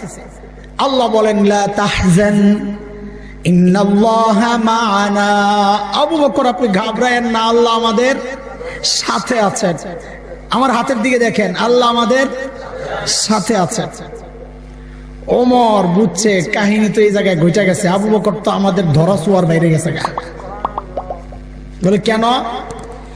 ওমর চিন্তা করছেন আমার সারা জিন্দেগির আমলের রেজাল্ট কি, নবী আমাকে মূল্যায়ন করছেন কেমন, নবীর সাথে আমার সম্পর্কের লেভেলটা কি। তো নবী এক হাদিসে বলেন, লাউ কানা বাদি নবিয়্যুন লাকানা উমর, আমার পরে যদি কেউ নবী হতো তো ওমর হতো। বলেন আমার সাথে, আমার পরে যদি কেউ নবী হতো ওমর হতো। তো ওমর চিন্তা করছেন নবীর সাথে আমার সম্পর্কের লেভেলটা হচ্ছে বাদিয়তের। ওলামায়ে কেরাম বুঝেন আগে, বাদিয়তের আগে আর পরে। নবী বলেন ওমর আমি আগে, আপনি বলেন তো এই হাদিস দ্বারা কি বোঝা যায়, মর্যাদা বেশি কার, আবু বকরের না ওমরের? কেমনে বুঝলেন? আরে আগে পরে। নবী বলেছেন আমার পরে নবী হলে ওমর হতো, আবু বকরের ব্যাপারে তো বলেনি নাই কিছু না। হযরত হাকিমুল উম্মাত থানভী রাহমাতুল্লাহি আলাইহি জবাব দিয়েছেন, মালফুজাতের মধ্যে আসছে, দেখো দেখো ওমর ঠিকই বুঝছে গুমর, যে নবী আমার সারা জিন্দেগির আমলের মূল্যায়ন করেছেন যে ওমর আপনার সাথে আমার সম্পর্কটা হচ্ছে বাদিয়তের আগে আর ওমর কয় সর্বনাশ, সারা জিন্দেগি আমল করে পাইলাম বাদিয়তের মুকুট, আর আবু বকর 3 দিন থাইকাই নবী বলতেছেন আবু বকর আপনি ঘাবড়ায়েন না, ইন্নাল্লাহা মা'ানা, আবু বকর আপনার সাথে আমার সম্পর্কটা ওমরের মতো বাদিয়তের না, আগে আর পরে না, মা'ানা মাইয়তের সাথে সাথে সাথে সাথে। মানে কি দাঁড়ায়? মানে দাঁড়ায় আমার পরে যদি কেউ নবী হতো তো ওমর হতো, আর আমার সাথে সাথে কেউ নবী হলে তো আবু বকর হতো। ওমর যখন বললেন দিয়ে দেন না দোস্ত 3 দিন, ওমর বুঝছেন গোমর, কিন্তু আবু বকর তো বোকা না, এই গোমর আবু বকর বুঝেন নাই। হ্যাঁ, আবু বকর কি জবাব দিচ্ছেন এই জায়গায়? হাকিমুল ইসলাম কারি তৈয়ব রহমতুল্লাহ আলাইহির এক লেখায় এই জবাবটা পড়েছি, আজ থেকে 12-13 বছর আগের কথা। আল্লাহি আল্লাহকে সাক্ষী রেখে বলতেছি, সর্বপ্রথম এই জবাবটা পড়াই আমি সাথে সাথে কেঁদে ফেলছি। আরে কি মানুষ আবু বকর, কি মানুষ আবু বকর। আবু বকর জবাব দিচ্ছেন, ওমর বলেন কি আপনি? আরে ওমর বলেন কি আপনি? এই 3 দিন আপনারে দিয়ে দিলে আমার থাকি কি সালাম বুঝি সব লয়ে যাবেন আপনি? আমি জীবনে করছি কি মিয়া, আমার চালান হইতো 3 দিন। আবু বকর বলে জীবনে কিছু করে নাই। দেখছেন কারবার, কি করে নাই আবু বকর নবীর জন্য, দ্বীনের জন্য কি করেন নাই আবু বকর। আরে হিজরতের রাতে নবী যায় আবু বকরের দরজায় টোকা দিবেন, খালি সাথে সাথে দরজা খুলে গেছে। নবী তো অবাক হয়ে গেছেন, রে আবু বকর আপনি ঘুমান নাই? বলে ইয়া রাসূলুল্লাহ, ওই যে 6 মাস আগে বলেছিলেন আবু বকর হিজরত করতে হবে, হুকুম আসলে আপনি আমার সঙ্গে থাকবেন। ইয়া রাসূলুল্লাহ, সেই দিন থেকে আজ পর্যন্ত এই পিঠকে কোনোদিন বিছানার সাথে লাগাই নাই। তার মানে ঘুমান নাই? বলে ঘুমাইছি ইয়া রাসূলুল্লাহ, এই দরজাকে বালিশ বানায়া দাঁড়ায়া দাঁড়ায়া ঘুমাইছি। এত বড় মানুষ আবু বকর। শেষ একটা মর্যাদার একটা দিক শোনায় আমি ফিনিশিং এ চলে যাব। তাবুকের যুদ্ধ, তাবুকের যুদ্ধ। নবী আলাইহিস সালাম চাঁদা চেয়েছেন সাহাবায়ে কেরামের কাছে। এ আপনাকে কষ্ট হয়ে আগে করে দেখেন, আবার চাঁদা চাইছেন, চাঁদা, এই কার কাছে কি আছে দাও। আজকে ওমর বড় খুশি, কেন? ওই যে খালি আবু বকরের সাথে লাইগা থাকতো আমল বেশি করার প্রতিযোগিতা। তো আজকে মনে মনে চিন্তা হইলো আবু বকর আজকে খাইবেন ধরা, কারণ আপনার নাই কিছু আনবেন কি, আমি আজকে জিতে যাবো। দৌড়ায় ওমর গেছেন বাড়িতে, যায়া ঘরে সামানা যা ছিল সব নামাইছেন, নামাইয়া দুই ভাগ করছেন করে অর্ধেক রাইখে আসছেন, অর্ধেক গাট্টি করে নবীর দরবারে নিয়ে আসছেন। ইয়া রাসূলুল্লাহ আমার চাঁদা। তো আল্লাহর হাবিব জিজ্ঞেস করতেছেন ওমর কি নিয়ে আসছেন, কি জিজ্ঞেস করছেন বলেন তো, বলেন বলেন সবাই।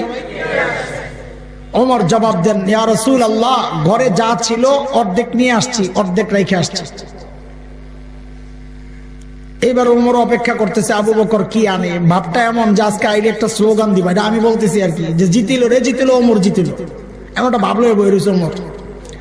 আরে নবী অপেক্ষা করতেছেন আমার আবু বকর না জানি কি আনে। সাইয়েদনা আবু বকর আসতেছেন হাইটা হাইটা, খুব নরম ভাবে হাঁটতেন আবু বকর, হাতে ছোট্ট একটা পোটলা, নাই তো কিছু আনবি কি, পোটলা একটা লয়ে আগাইতেছে। বর্ণনার আকপিস মিলাইলে বোঝা যায় ওই পোটলার মধ্যে ছিল গায়ের জামা কাপড় গুলা। তাহলে পড়ছেন কি ন্যাংচা না? হ্যাঁ, রিওয়ায়াতের এই অংশটুকু দুর্বল। দেখেন আপনাদের সাথে আমরা খেয়ানত করবো, যেটা দুর্বল বলে দিব, যেটা জাল বলে দিব। এতটুকু অংশ দুর্বল, তবে যেহেতু ঘটনা বর্ণনার ক্ষেত্রে দুর্বল বর্ণনা আনা যায় সেজন্য বলতেছে। রিওয়ায়াতে আসছে সাইয়েদনা আবু বকর ঘরে একটা চাটাই ছিল, চাটাই ওইটারে গায়ে জড়াইছেন, তো ওটা তো ছুটতে যায়, তো খেজুর গাছের কাটা দিয়া সাইয়েদনা আবু বকর ওইটার বুতাম বানাইয়া জামা বানাইছেন। নবীর দরবারে আসছেন ইয়া রাসূলুল্লাহ আমার চাঁদা। নবী আলাইহিস সালাম জিজ্ঞেস করতেছেন আবু বকর ঘরে কি রেখে আসছে? ঘরে ওমরকে কি জিজ্ঞেস করছিলেন? ওমর আবু বকরকে কি জিজ্ঞেস করতেছেন? ঘরে। ওমর তো প্রশ্ন শুই নাই, মন খারাপ হয়ে গেছে, কারবার গেছে, আজকেও তো হারছি। আমার জিজ্ঞেস করলেন নবী ওমর কি আনছেন, আমি বললাম অর্ধেক আনছেন, অর্ধেক রাখছি।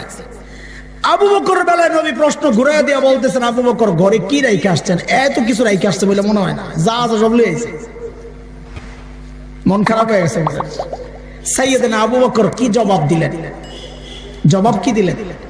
আরে দোস্ত আবু বকরের জবাব একটু পরে শোনো, আগে আবু বকরের ছোট্ট মেয়ের জবাবটা একটু শোনো।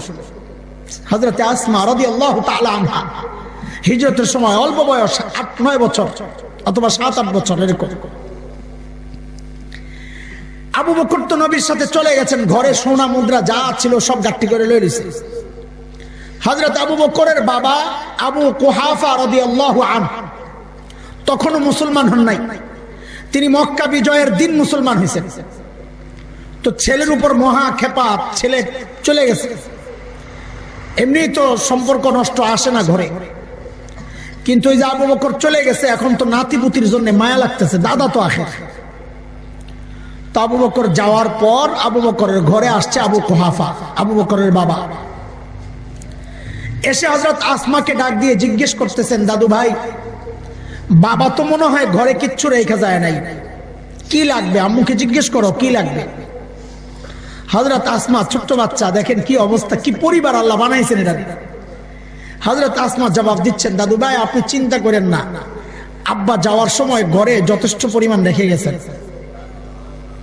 আবু কুহাফা চলে গেছে, কিছু দূর যায় আবু কুহাফার মাথায় ঢুকছে, আরে আমার ছেলে আবু বকররে আমি তো চিনি, যে লেভেলের পাগল, এই ঘরে যথেষ্ট পরিমাণ রেখে যাবে, কথাটা কেমন কেমন জানি লাগতাছে, কোন পেশ আছে এই কথায়। আবার ফেরত আসছে, আয়েশা জিজ্ঞেস করতেছে দাদু ভাই একটু বুঝায়া বলো তো ঘরে বাবা যথেষ্ট পরিমাণ রেখে গেছেন, কি রেখে গেছেন যথেষ্ট পরিমাণ?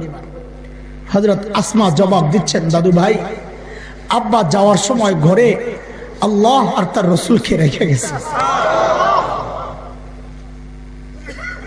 আমাদের জন্য এটাই যথেষ্ট, আপনি টেনশন করুন। ছোট্ট বাচ্চার জবাব যদি এই হয় তো বাবা আবু বকর কি জবাব দিবেন? সাইয়েদনা আবু বকর জবাব দেন ইয়া রাসূলুল্লাহ ওই যে ঘরের বেড়াগুলো খেজুর পাতার বেড়া, ওগো আল্লাহর হাবিব মাঝে মধ্যে সুই গেঁথে রাখতাম, আসার সময় বেড়াগুড়ারে থাপড়ায়া থাপড়ায়া আসছি, যেন একটা সুই পর্যন্ত ঘরে থেকে না যায়। ওগো আল্লাহর হাবিব, ঘরে একটা সুই পর্যন্ত রেখে আসি নাই, আসার সময় কেবল আল্লাহ আর তার রাসূলকে রেখে আসছি। এর দোস্ত আবু বকরের মর্যাদা শোনাইতেছি, খেয়াল করে শোনো। এর মধ্যে জিবরাইল আমিন হাজির, নবীকে সালাম দিয়ে বলছেন, ইয়া রাসূলুল্লাহ, আল্লাহ আবু বকরকে সালাম পাঠাইছেন। আমি আপনি ইবাদত করি কাকে খুশি করার জন্য? কাকে? কাকে? আবু বকরের বেলায় আল্লাহ প্রশ্ন ঘুরাইয়া দিছেন, নবী যেমন ঘুরাইছেন। জিবরাইল আমিন বলেন, ইয়া রাসূলুল্লাহ, আল্লাহ জানতে চেয়েছেন, আল্লাহ জানতে চেয়েছেন, আল্লাহ তো আবু বকরের উপর রাজি, আল্লাহ তো আবু বকরের উপর রাজি। আল্লাহ জানতে চেয়েছেন আবু বকর আল্লাহর উপর রাজি কিনা। এই কথা শুই নাই সাইয়েদনা আবু বকর কান্না শুরু করছেন, ইয়া রাসূলুল্লাহ, আমি আমার মালিকের উপর রাজি, আমি আমার রবের উপর রাজি ইয়া রাসূলুল্লাহ। এরে দোস্ত, এত বড় মানুষ আবু বকর, আখিরাতের ফিকির কেমন ঢুকছে ভিতরে। ওই গভীর রাতে গেছে বুড়ির বাড়ির কাজ করার জন্য। তো ওমর যখন জিজ্ঞেস করলেন, মনে আসেনি কথা, চলেন ওই আগের জায়গায় যাই। কথার ওজনটা বোঝানোর জন্য এতক্ষণ আবু বকরের মর্যাদা শোনাইলাম, ফাঁকে ফাঁকে জরুরি কিছু কথা বলে দিছি। ওমর যখন ধরলেন, আবু বকর আপনি আসছেন কেন? আপনি আসছেন কেন? এই কাজগুলো করার জন্য আমরা নাই? আবু বকর কি জবাব দিলেন? আবু বকর জবাব দিচ্ছেন, ওমর, হ ভাই, এই কাজগুলো আপনাদেরকে দিলেও পারি, তা আমি কেন আসলাম? আসছি ভাই রে, আমি কি আমার আখিরাত কামাই করব না? আবু বকর বলে, আখিরাত কামাই বাকি রয়েছে। হ্যাঁ, সাইয়েদনা ওমর কত বড় মানুষ। শেষ করতেছি, বিরক্ত হয় না, শেষ ফিনিশ। সাইয়েদনা ওমর কত বড় মানুষ, যার সম্পর্কে হাদিস তো একটা শোনাইলাম, নবী বলেছেন আমার পরে কেউ নবী হলে কে হতো? এটা তো কম মর্যাদার কথা না। যার সম্পর্কে নবী বলেছেন ওমরু ফিল জান্নাহ, ওমর জান্নাতি। আমি আপনি হকের উপর চললে বলা হয় লোকটা হকপন্থী, তাই না? আর ওমর সম্পর্কে নবী বলেছেন উল্টা, কি? দারাল হাক্কু হাইসু দারা, ওমর যেদিকে যায় হক তার পেছনে পেছনে যায়। ওমর হকপন্থী না, বরং হক ওমরপন্থী। সুবহানাল্লাহ। আল্লাহর হাবিব জান্নাতে গিয়া হযরত ওমরের বাড়িটা দেখছেন। জান্নাতে ওমরের বাড়ি রেডি। দুনিয়ায় এসে নবীর খুশি, আয়েরে উচ্ছ্বাস, আনন্দ প্রকাশ করতেছেন, হ্যাঁ আমার উম্মত ওমরের বাড়িটা জান্নাতে দেখছি, এত সুন্দর, এত সুন্দর বাড়ি। আমার দিল চাইছিল একটু বাড়ির ভেতরে ঢুকি, না জানি ভেতরটা কত সুন্দর, কিন্তু ঢুকি নাই। কেন? বলে ওমরের গায়রত, ওমরের আত্মমর্যাদা বোধ, প্রেস্টিজ। কারণ ঘরে তো অনুমতি ছাড়া ঢুকা নিষেধ। কোরআনের কথা, সূরা নূর, ইয়া আইয়ুহাল্লাযীনা আমানু লা তাদখুলু বুয়ুতান গায়রা বুয়ুতিকুম হাত্তা তাস্তানিসু ওয়া তুসাল্লিমু আলা আহলিহা। কারো ঘরে তো অনুমতি ছাড়া ঢুকা নিষেধ, ঢুকলে যদি ওমর মাইন্ড করে, এজন্য আমি ঢুকি নাই। আরে এই কথা শুই নাই সাইয়েদনা ওমর বাচ্চাদের মতো হাউমাউ করে কান্না শুরু করছেন, আবি কাগির তুই ইয়া রাসূলুল্লাহ, ও আল্লাহর হাবিব, আপনার সাথে আমার আত্মমর্যাদা বোধ, আরে কেন একটু ঢুকলেন না আপনি? আরে আমার বাড়িতে কেন একটু ঢুকলেন না? ওমর বাচ্চাদের মতো হাউমাউ করে কান্না শুরু করছে। এত বড় মানুষ ওমর, আখিরাতের ফিকির মাথায় কেমন ঢুকছে খেয়াল করে। মৃত্যুর সময় আবু লুলু নামক এক মাজুসির ছেলে, অগ্নি পূজারীর ছেলে, বিষাক্ত খঞ্জর দিয়া ফজরের নামাজ পড়তে আসছেন। ওমর পেটের মধ্যে চালাইছে, নাড়ি বুড়ি বের হয়ে গেছে। কাপড় দিয়া পেঁচাইয়া হযরত ওমরকে শোয়া দেওয়া হয়েছে। হযরত ওমর বেহুশ, একজনের কোলে মাথা, একটু হুশ ফিরছে। হুশ ফিরার সাথে সাথে নামাজের খবর নিছেন। ওই কঠিন সময়ও একজনের কাপড় টাকনোর নিচে, গায় তুই কাপড় ওঠা। এরপর কি করলেন হযরত ওমর? এত বড় মানুষ, জান্নাতের সুসংবাদ পাওয়া, জান্নাতে বাড়ি রেডি, যার নবী দেখতেন, অর্ধ জাহান যিনি শাসন করেছেন, এত বড় মানুষ ওমর, ওই মুহূর্তে কোল থেকে মাথাটা নিয়ে মসজিদে নববীর ফ্লোরের উপর রাখছেন, মাটির উপর রাইখা হযরত ওমর গালগুলাকে মাটির সাথে এইভাবে ঘষতেছেন আর কাঁদতেছেন আর বলতেছেন, ওয়াইলুল লাকা ইয়া উমর, ওয়াইলুল লাকা ইয়া উমর, ইন লাম ইয়াগফির লাকা রাব্বুক। ওমর, তোমার রব যদি তোমাকে ক্ষমা না করে তো তোমার জন্য কিন্তু ভয়ঙ্কর বিপদ অপেক্ষা করতেছে। ওমরের আখিরাতের ফিকির। সাইয়েদনা আবু বকর এত বড় মানুষ, দূরে নির্জনে চলে যেতেন একা একা, যায়া চিৎকার করে একা একা কাঁদতেন আর বলতেন, ইবনে আবি কুহাফা, এই আবু কুহাফার বেটা, তুই মানুষ কেন হইলি রে? তুই মানুষ কেন হইলি? এখন তুই আল্লাহর সামনে কেমনে দাঁড়াবি, কেমনে হিসাব দিবি বল? তুই মানুষ কেন হইলি? হযরত আবু বকর গাছের দিকে তাকায়া কাঁদতেন আর বলতেন, ইয়া লাইতানি কুনতু বারাকা, আরে আমি মানুষ না হয়ে যদি গাছের পাতা হইতাম তাহলে তো হিসাব দেওয়া লাগতো না, এখন আমি কেমনে হিসাব দিব? এই দোস্ত, এত বড় মানুষ, তাদের আখিরাতের এত চিন্তা। এমন চিন্তা তো হওয়ার কথা আমার মতো জালিমের, অথচ আমাদের কারো চেহারার দিকে তাকাইলে মনে হয় না, এমন বোঝা যায় না যে এই মানুষটার চেহারার মধ্যে আখিরাতের ফিকির আছে, কবরের চিন্তা আছে, হিসাবের চিন্তা আছে। কেন রে ভাই, কেন এত নিশ্চিন্ত কেন হয়ে গেলাম? কে আমাকে গ্যারান্টি দিছে যে আমাদের মৃত্যু যন্ত্রণা হবে না? বলেন। আরে ওমর তো গ্যারান্টি পাওয়া মানুষ, আমাকে আপনাকে কে গ্যারান্টি দিছে যে আমাদের কবরের আযাব হবে না? কে গ্যারান্টি দিছে বলেন? আরে আবু বকর তো গ্যারান্টি পাওয়া মানুষ, আমাকে আপনাকে কে গ্যারান্টি দিছে যে আমরা জান্নাত পেয়ে যাব? ওমর তো গ্যারান্টি পাওয়া মানুষ, তারপরও এইরকম চিন্তা। আবু বকর গ্যারান্টি পাওয়া মানুষ, তারপরও এত চিন্তা। অথচ আমাদের দিকে তাকাইলে মনে হয় যে কত পরে মারা যাব, মৃত্যু এখনো অনেক দূরে। আরে দোস্ত, এমনও তো হইতে পারে এই মজলিসে এমন মানুষও আছে যার কাফনের কাপড় দোকানে চলে আসছে। এমনও হইতে পারে কালকে খবর পাইতে পারো যেখানে বয়ান করছে মাওলানা হাসান জামিল তো দুনিয়ায় নাই। চুল পাইকা সাদা হয়ে গেছে, গুনাহ ছাড়তে পারি না। দাড়ি পাইকা সাদা হয়ে গেছে, গুনাহ ছাড়তে পারি না।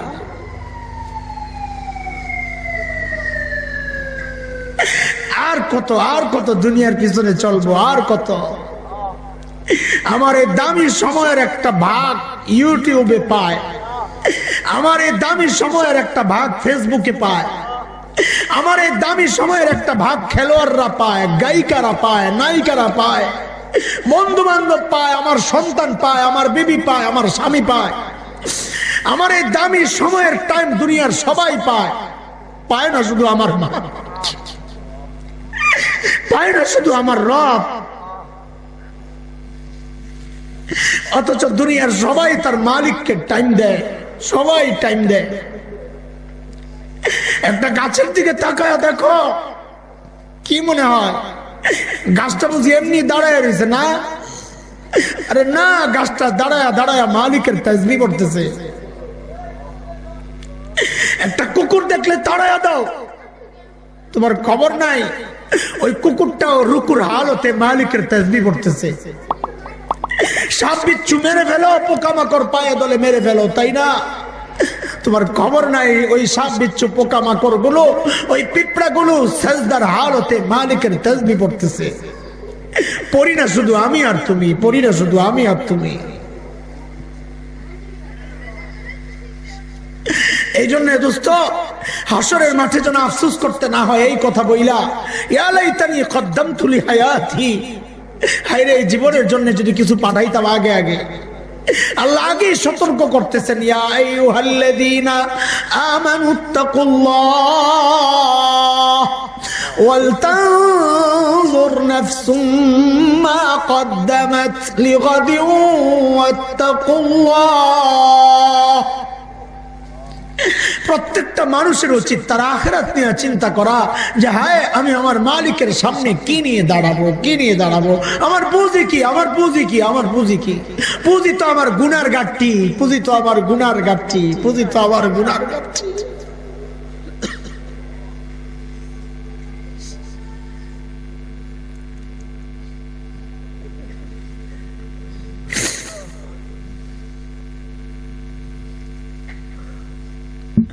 এরে দোস্ত, আখিরাতের জন্য টাইম বরাদ্দ করো, আখিরাতের জন্য টাইম বরাদ্দ করো, না হয় আফসোস করা লাগবে, আফসোস করা লাগবে, আফসোস করা লাগবে।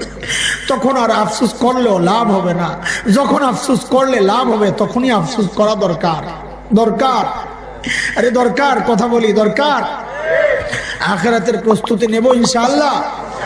তো দুই কাজ করব, গুনাহ করব না ইনশাআল্লাহ, গুনাহ রাখবো না ইনশাআল্লাহ। বলি গুনাহ করব না, গুনাহ করব না, গুনাহ রাখবো না, ভবিষ্যতে গুনাহ করব না, অতীতের গুনাহ যা করছি রাখবো না ইনশাআল্লাহ। আজকে থেকে নতুন করে প্রস্তুতি শুরু হোক আমাদের ইনশাআল্লাহ তাআলা। আল্লাহ তাআলা কবুল করেন, আমিন।